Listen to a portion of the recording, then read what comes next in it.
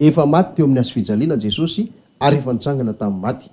Dia izahay aloha dia mametraka mazava tsara amintsika trany dia ny mbola eto am-piandohana indray satria ivadika resaka momba ny lalàna sy ny didy zany tsika manomboka eto dia zao no tiako tenenina voalohany hoe apetraka ihany ny teniko fa tsy eketsika ho fahamarinana raha tsy voasoratra ao anaty baiboly.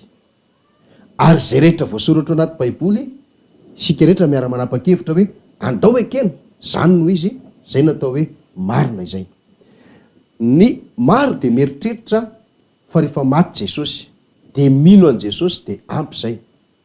Ary eo no milaza hoe sika tsy ambany lalàna fa ambany fahasoavana. Zany rehetrarehetra zany no hidirantsika fa zao ary rehefa maty ary Jesosy dia nazavaintsika fa io fanamasina ao anatin'ny olona io dia tsy iza fa Jesosy Kristy ihany io. Ary rehefa ao anatin'ny olona io Jesosy Kristy io dia izay le atao hoe mino an' Jesosy. Tadidinao angamba ny fampianarana mikasika ny atao hoe finoana miresaka an'izay zavatra izay. Ka rehefa tonga amin'ny hoe mino an' Jesosy io le olona zany efa maty Jesosy dia nitsangana tamin'ny maty dia miditra ao anatin'ny olona anankiray amin'ny alalan'ny fanahy masina, zay ny fiainan'ny olona atao hoe mino an' Jesosy. Dia andao ny baiboly no jerena hoe move ilainy sa tsy ilainy intsony ny mitandrina ny lalàna, na ihany koa move mbola manan-kery sa tsy tokony ho tandremana intsony zany lalàna izany rehefa ao anatin'ny olona ny finoana na ao anatin'ny olona Jesosy Kristy amin'ny alalan'ny fanahy masina. Romanina 7 ary no amalitsika izay fanontaniana izay dia ny andininy fa 1:30. Romanina 7 dia andininy 1:30. Eno tsara ary ny voalazan'ny tenin'Andriamanitra amin'ny anaran'i Jesosy Tompo manao hoe koa mahafoana ny lalàna amin'ny finoana va isika, sanatria izany fa mampiorina tsara ny lalàna isika. Everiko amin'ny fijeriko tsy miangatra fa dia teny mazava dia mazava amintsika menakavy zany. Mipetraka ny fanontaniana hoe mino an' Jesosy ianao, foana ny lalàna sa tsy foana? Maty Jesosy ary nitsangana tamin'ny maty, foana ny lalàna sa tsy foana? Ao anatinao ny fanahy masina Kristy Jesosy, zay le atao hoe finoana, foana ny lalàna sa tsy foana? Dia ny valiny mazava be eto manao hoe mahafoana ny lalàna amin'ny finoana va isika? Asa zay voasoratra anatin'ny baibolinao hoe eny ve sa hoe angamba? Fa ny zava-marina dia zao sanatria zany. Tsika malagasy moa dia matetika mampiasa n'ity teny hoe sanatria ity, izay tena matetika ny olona miteny an'izany efa avy nandresy lahatra ary manana foto-kevitra be tena tsy azo hovaina mihitsy, tsy azo hozongozonina mihitsy. Dia zao mahatonga ny olona miteny hoe sanatria dia tsy hanaiky noviana izy. Zay ny zava-marina. Ka tahaka izany koa ity teny ity hoe raha vary ve ny lalàna na hoe foana ve ny lalàna rehefa tonga ny finoana dia ahoana izy? Sanatria zany. Zany hoe tsy isy zany, tsy marina zany, sanatria zany. Dia namafisiny ary hoe mampiorina tsara ny lalàna isika. Zany hoe ao anatin'ilay hoe finoana na lay Kristy ao anaty na taorinany nafatesany teo amin'ny hazofijaliana dia vao maika miorina ary ny lalàna fa tsy sanatria rava ary tsy sanatria akory foana. Inona ary no anton'izany dia andao hijery antsika eo amin'ny romanina io ny fahataterahan'izay zavatra izay hoe tsy foana ny lalàna fa vao maika miorina tsara. Dia nahoana moa? Satria voalaza tao amin'ilay Hebreo 9 mivakitsika iny ny teny manambara an'izay zavatra izay zany hoe vao maika ilay izy lasa ao am-po, le fo mihitsy ny lasa fo mpanaraka ny lalàna, le saina mihitsy lasa saina mpankatony ny lalàna. Dia hoazavaiko ny dikan'izay amin'ny alalan'ity teny ity. Romanina ary 9 andininy voalohany ka hatramin'ny andininy fahaefatra. Romanina 9 andininy voalohany ka hatramin'ny fahaefatra amin'ny anaran'i Jesosy Tompo manao hoe ary amin'izany dia tsy misy fanameloana ho an'izay ao amin'ny Kristy Jesosy, fa ao amin'ny Kristy Jesosy ny lalàn'ny fananaina no nahafaka ahy tamin'ny lalàn'ny fahotana sy ny lalàn'ny fahafatesana.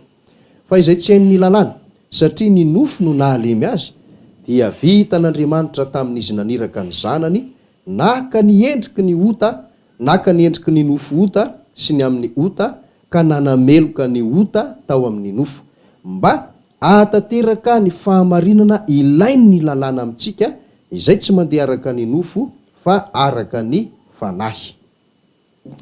Maro aloha no heveriko fa hoe tsy mahazo an'ity teny izay mivakitsika faran'ity, satria maro ny diso hevitra amin'izy io. Eo amin'ny voalohany zao dia ary amin'izany dia tsy misy fanameloana ho an'izay ao amin'ny Kristy Jesosy. Dia io le adikan'ny olona vilana foana raha ohatra ka lalàna zao ny resantsika. Dia izao be dia be zany mieritreritra tsy ilaina intsony mitandrina ny lalàna, satria nahoana efa tsisy fanameloana intsony ho antsika eo amin'ny Jesosy Kristy. Dia izay le izy. Ka zao arao tsara ny fanazavana fa ny tokony ho fantarina ihany koa aloha dia hoe ao amin'ny Jesosy tokoa ve ianao sa tsy ao amin'ny Jesosy. Satria raha le Efesianina toko voalohany 7:17 izay mivakitsika teto ihany koa tamin'ny fandarana farany no araisina zao iza moa natao hoe ao amin'ny Jesosy. Dia izao avy ny famaritana, nandreten'ny fahamarinana izy aloha dia nanaiky an'izany, nino an'izany ary nanaraka an'izany, dia ao amin'ny Jesosy izy dia nomena fanahy masina. Fa raha tany tika ataoko hoe tsy nandreten'ny fahamarinana ianao na nandre ihany fa tsy nanaraka ary tsy nino fa nanohatra, mbola tsy afaka miteny hoe ao amin'ny Jesosy ianao. Ka rehefa nandre ny tenin'ny fahamarinana zany le olona ka manaraka an'izay, tanteraka angety tsisy fanameloany ty, satria nahoana manaraka ny fahamarinana izy tsinona. Fa raha mandany fahamarinana aza tonga dia mieritreritra ny tenany hoe tsisy fanameloana ao anao.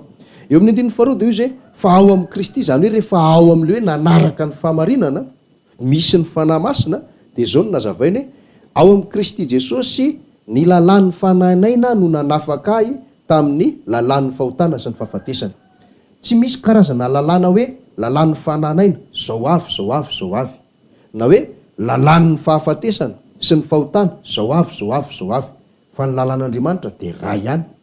Ary io dia lalàn'Andriamanitra io, fa ny lalàn'ny fananaina dia ireny nahazavaintsika tamin'ny resaka atao hoe famonjena ireny, le fanesorana ny ota ao anaty izay tsy vita afa-tsy tamin'ny rany Jesosy no raisina tamin'ny alalan'ny rano, tanterahana amin'ny alalan'ny fanahy masina. Izay mahatonga azy hoe lalàn'ny fananaina, dia iny no nanafaka n'le ota tao anatin'ny olona. Dia rehefa afaka iny ota iny dia miverina amin'le nazavaintsika voalohany teo hoe Jesosy amin'izay no mitoetra ao anatin'ny olona io, dia Jesosy amin'izay no mitarika azy hanaraka n'le lalàn'Andriamanitra amin'izay. Zay no atao hoe lalàn'ny fananaina zay. Ny lalàn'ny fahotana sy ny fahafatesana kosa dia tsy misy afa-tsy le Romanina 7:14 hatrany amin'ny 7:7 izay efa nianarantsika daholo mikasikasika izany hoe ota izany. Ny lalàn'ny fahotana sy ny fahafatesana dia zao: te hanao tsara le olona fa tsy afaka, fa le sitrapon'le ota ao anatiny ihany no tsy maintsy ataony, satria otany ao anatiny. Dia izay ny fiainan'ny olona hatr'izay. Fa rehefa tonga Jesosy dia le nazavaiko telo hoe lalàn'ny fananaina dia iny no nanafaka azy amin'izay, dia tonga afaka izy. Dia nazavainy iny eo amin'ny 9 izay zavatra zay zany le hoe nataon'ny lalàn'ny fananaina izay tsinona fa le hoe nafana tamin'ny rany Jesosy sy ny sisa nazavaiko teo. Dia io no azavaina eo amin'ny 9 hoe izay tsy hain'ny lalàna, inona ny tsy hain'ny lalàna? Le nanafaka n'le ota tao anatin'le olona, zany hoe lay lalàn'ny fananaina nitondra fiainana vaovao tao anatin'ny olona. Zay zany dia tsy hain'ny lalàna zay satria ny nofo no nahalemy azy. Dia vita n'Andriamanitra tamin'izy naniraka ny zanany, efa nazavaiko teo, naka ny endriky ny nofo ota sy ny amin'ny ota ka nanameloka ny ota tao amin'ny nofo. Dia eo amin'ny 14 zany tsindrintsika amin'izay hoe mba zay rehetrarehetra zay zany no nataon'Andriamanitra, zany hoe naniraka ny zanany izy, nandatsaka ny rany, dia iny raha iny no raisin'ny olona amin'ny alalan'ny rano, dia miala le ota ao anatin'ny olona anankiray. Rehefa miala le ota ao anatin'ny olona anankiray, miditra amin'izay Jesosy amin'ny alalan'ny fanahy masina. Zany rehetrarehetra zany no natao mba eo amin'ny 14 mba hahatanteraka ny fahamarinana ilain'ny lalàna amintsika izay tsy mandeha araka ny nofo fa araka ny fanahy. Tanteraka amin'izay zany le zavatra ilain'ny lalàna. Teo aloha zany lalàna dia mitako foana hoe aza manao an'izao, aza manao an'izao, aza manao an'izao. Saingy ny bana tao anatin'ny fiainan'le olona dia le hoe lalàn'ny fahotana sy ny fahafatesana. Dia te hanaraka an'le lalàna izy fa tsy mety tanteraka, fa le mifanohatra amin'le lalàna ihany no lasa tanteraka satria otany ao anatiny. Dia nesoron'Andriamanitra amin'izay le ota tamin'ny nanirahana ny zanany, lasa Jesosy amin'izay ny ao anatin'ny olona. ny antony nametran'Andriamanitra an'ilay Jesosy eo anatin'ny olona amin'ny alalan'ny fanahy masina ho dia mba hoe amin'izay zany dia tanteraka ilay olona amin'izay ilay zavatra takin'ilay lalàna na ilay hoe ilain'ilay lalàna. Da tsika tsara fa mifameno zay mantsy ilay Ezekela 2:30 teo zay hoe ahatonga an'ilay olona andeha araka ny lalàna, zany hoe amafisiny ty Romanina 9 ty ihany dia inona moa ilay takin'ny lalàna? Ny fahamarinana. Zany hoe zay zavatra lazain'ny lalàna, zay zavatra takin'ny lalàna, izany no atao hoe fahamarinana. Kanefa tsy tanteraka ilay olona ilay izy satria votany tao anatiny. Fa rehefa tonga amin'izay ilay hoe finoana lasa ao anatin'ny olona Jesosy Kristy amin'ny alalan'ny fanahy masina, dia iny no mitarika azy ahatanteraka an'ilay zavatra takin'ny lalàna. Zany hoe zay zany le fahatanteran'le hoe ao ataoko am-pony lalàna, ho ataoko an-tsaiko ny lalàny, ao an-tsainy lalàko sy hosoratako ao am-pony.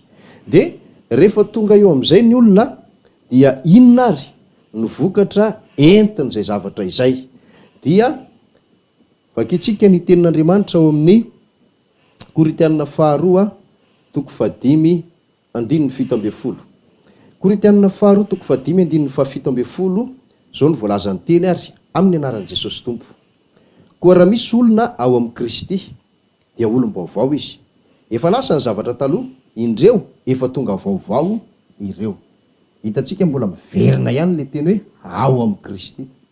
Ny olona ao amin'ny Kristy zany dia mazava loatra fa manana an Jesosy na ny fanahy masina ao anatiny.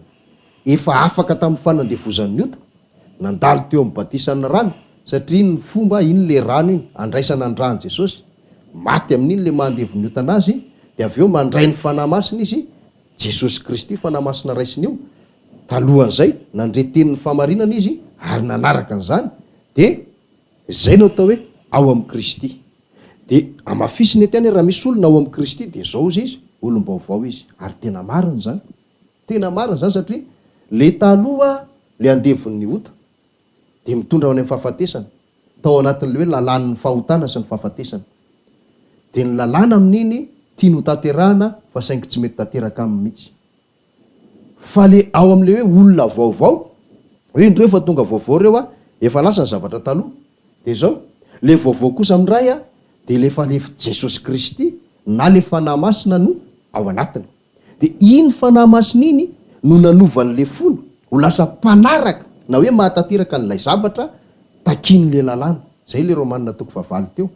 Dia zay le hoe hosoratako am-pony lalàko sady ataoko ao an-tsainy. Tsy ezaka avy amin'ny herin'ny tenan'ny olona intsony zany no manatratra n'le zavatra takin'ny lalàna, fa lasa le fiainany mihitsy no tonga dia fiainana mifanaraka amin'ny zavatra takin'ny lalàna. Ohatra, raha misy zao ohatra ty hoe mpisotro toaka. Dia maro ny olona ny ohatry ny tia ho afaka amin'izany fisotroana toaka izany, fifohana sigara sy ny karazany sy ny toetra maro isan-karazany. Fa zao zava-misy tsy vitan'ny herin'ny tenan'ny olona mihitsy zany miala amin'io. Dia ohatra hoe indraindray izy marary, dia miteny ny dokotera hoe ianao zany tokony tsy hisotro toaka intsony ianao, na tsy tokony hifoka sigara intsony ianao. No le aretiny sy noho ny tenin'ilay dokotera dia tena mifeny tenana izy tsy hisotro na tsy hifoka intsony. Fa ny ao anatiny hoe tena te hisotro be ary tena te hifoka be. Dia zay mahatonga anazy rehefa hoe tonitony le aretina dia miverina amin'iny indray izy. Zany hoe le dokotera zany sy le tenin'le dokotera hoe aza mifoka sigara ianao na aza misotro toaka ianao, zay le lalàna zay. Dia noho izay teny zay fotsiny sy hoe mba atahorana tsy hiverenan'le aretina dia tsy misotro le olona, satria raha vao misotro dia matoatra hoe marary indray raha mandika an'io. Dia miezaka mafy izy, miafy be, tena miafy be mihitsy. Dia rehefa afaka le aretiny verina amin'izay izy satria tsisy atahorana intsony. Ohatr'izay zany ty resaka ty hoe le olona taloha zany dia ohatra ny olona marary io, te hisotro izy fa tsa. Dia ohatr'izay koa zany le olona tamin'izay fotoana zay le ota ao anatiny zany mitaky foana hoe zao atao, zao atao, zao atao. Dia te hanao an'izany mafy izy fa matahotra satria ny lalàna miteny hoe aza manao an'izao. Dia miafy tanteraka, indraindray tsy voafy le izy. Fa le olona vaovao tsy ao anatiny intsony zany le hoe te hanao an'izao, te hanao an'izao, te hanao an'izao. Ohatran'ny hoe raha raisina le ohatra teo hoe le mpisotro toaka sy mpifoka sigara teo, hoe be dia be zao ny olona mivavaka dia afaka amin'ny sigara, tsy ao anatiny intsony le hoe te hifoka sigara, te hisotro toaka, fa saingy tsy afaka. fa izy mihitsy ny lasa tsy te hisotro toka ntsony, lasa tsy mitady sigara ntsony sy ny sisa sy ny sisa. De ohatr'izay koa zany ty olona hoe olona vaovao ty, tsy hoe io le lalàna de tsy te hanao an'izao ntsony izy fa izy mihitsy zany ny lasa hoe tsy te anao an'ity, anao an'ity, anao an'ity. Zay zany le hoe olona vaovao. Zany hoe mbola mazava sy mipetraka tsara treto, fa tsy misy mihitsy ny ilika ahafahantsika miresaka sy milaza fa tsy manaraka ny lalàna ntsony ny olona, na hoe tsy mitandrina ny lalàna ntsony ny olona rehefa ao Jesosy. Fa vo maika ary araka ny tenin'ny Romanina mivakitsika ty hoe mifanaraka, manaraka, zay le hoe mampiorina tsara ny lalàna isika. Maty fa ifaraparina indray ny fotoanantsika fa de zao misy andininy tsoratra masina vakitsika ity asa mety ity angambany aloha no vakitsika farany manamafy izany rehetrarehetra izany. Rehefa hitary hoe manahoana sy manahoana le fiainan'le olona, de andeontsika maky tenin'Andriamanitra anankiray na mafisana marina hoe na de ao anatin'izao vanim-potoana zao ary anie, ao anatin'ny atao hoe fahasoavana iverin'ny olona hoe tsy ambany lalàna ntsony fa ambany fahasoavana. Inona no hevitra napetraky ny soratra masina mikasika an'izany atao hoe lalàna izany eo anatrehan'ny fahasoavana. Romanina 9:4-5 sy 10.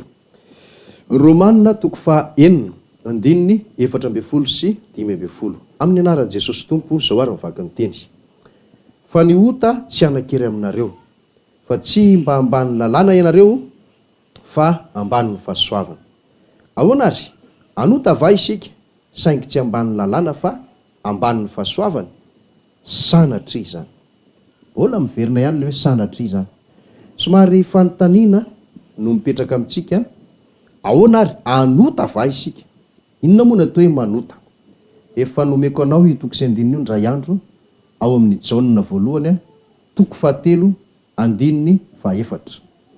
Jaona voalohany 7:1-4 zay milaza hoe ny ota égale fandikana lalàna, manota égale mandika lalàna. Zay zany ny famaritana mazava be ka raha somary hovaintsika amin'izay famaritana zay le teny hoe ota de zao ary. Eo amin'ny 4:4 zany de hoe fa ny fandikan-dalàna tsy anakiry aminareo, fa tsy mba ambany lalàna ianareo fa ambany fahasoavana. Dikan'izay zany tsy misy fandikana lalàna manakiry amin'ny olona ao anatin'ny atao hoe ambany ny fahasoavana, na ao anatin'ilay atao hoe vanim-potoana ny atao hoe finoana. Dikany tsy tokony handika lalàna izy satria fa tsy manakiry amin'intsony lay fandikan-dalàna. 5:10. Ahoana ary? Anota va isika? Zany hoe handika lalàna va isika saingy tsy ambany lalàna